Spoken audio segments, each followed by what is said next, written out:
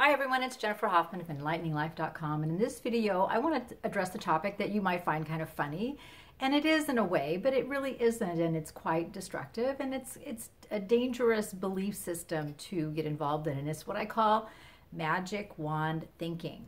So if you follow me on Facebook and you watch my Facebook Lives that I have every Wednesday, I'll get questions from people, and I do take questions, and often I'll get a question from someone that reads something like, tell me what's going to happen in my life. Magic wand thinking. So that person thinks that I have the ability to look in their lives and say, oh, this is going to happen and this is going to happen and pay attention to this and here's the outcome.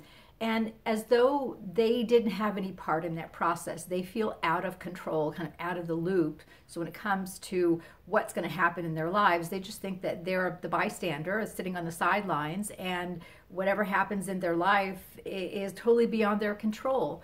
And those kind of people live in kind of a reality bubble that says, I'm helpless in this process, I'm insignificant, I don't play a part in the outcome, so I'm going to get someone who I think knows better than I do, so they give their power away and they will tell me what's going to happen, and then I don't have to worry about anything.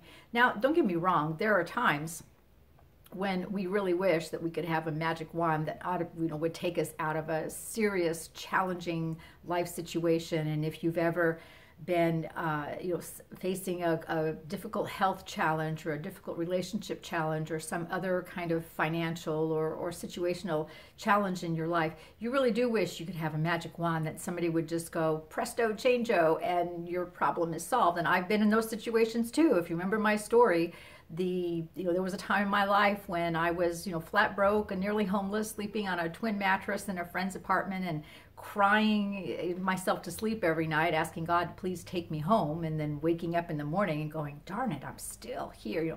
I really could have used a magic wand then.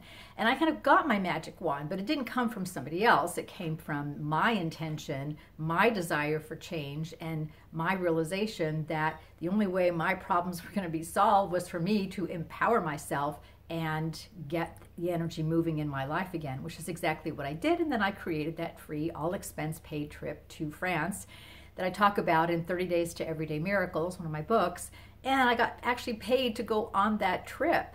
It was 2 weeks to France, to a lovely part of France that I hadn't been to Normandy. And it was just a great trip. And I got the trip, but I also set my intention to go to France, and I got a trip on which I was paid to go as a translator because I speak French and so I grew up in France.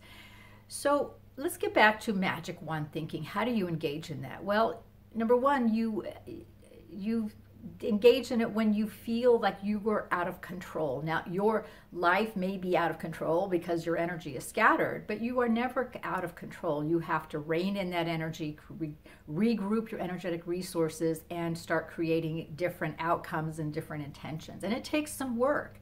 So the people who say, well, what's going on in my life? To me, that's a question that I won't answer because I can't tell them what's going to go on in their life. I can tell them what the potentials are, but they still have to do the work. And there's a percentage of people who simply don't want to do the work. They want things to happen. They just don't want to put the effort. And whether it's energetic, lack of energetic motivation, pure laziness, or a sense of disempowerment, or comes from many years of growing up around people, and this happens a lot, who never taught you about empowerment. My parents never taught me about empowerment, and certainly they were rather disempowered people.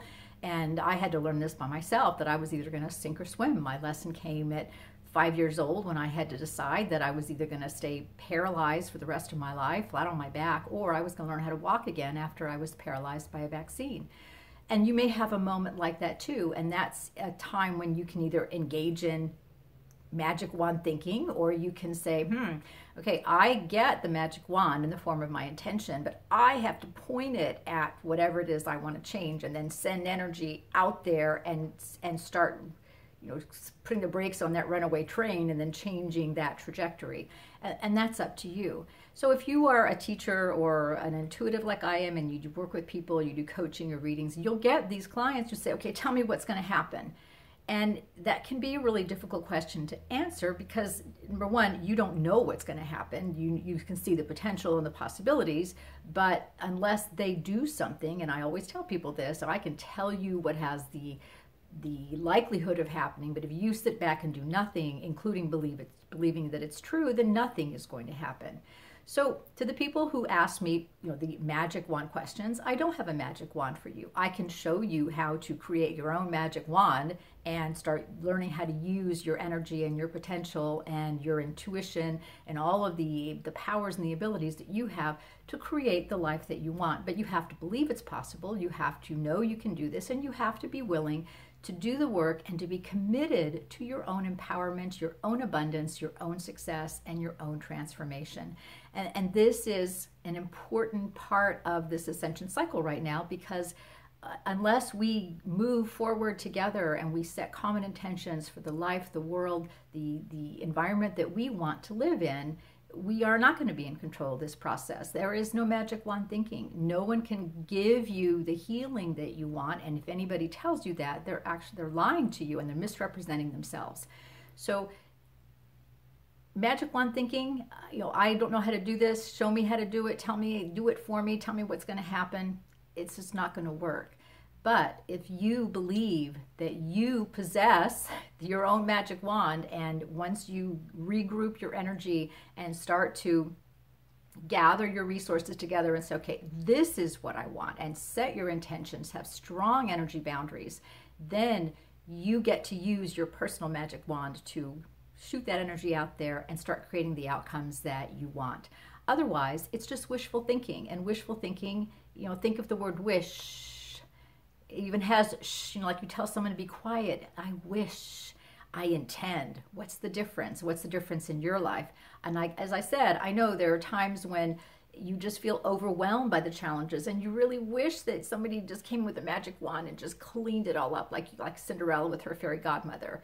But the empowerment is within you. You have to bring that energy out. So no more magic wand thinking unless it's, grabbing your magic wand, taking the energy out there and making sure that you feel like you're in control of the process through your own empowerment, your own intention, using your own intuition, and all of the energy in your life that's not scattered anymore. You're not giving it away to anybody. You're using that to create the outcomes that you want. Happy creation. This is Jennifer Hoffman. Thanks for watching, and I'll see you on the next video. Visit me at enlighteninglife.com.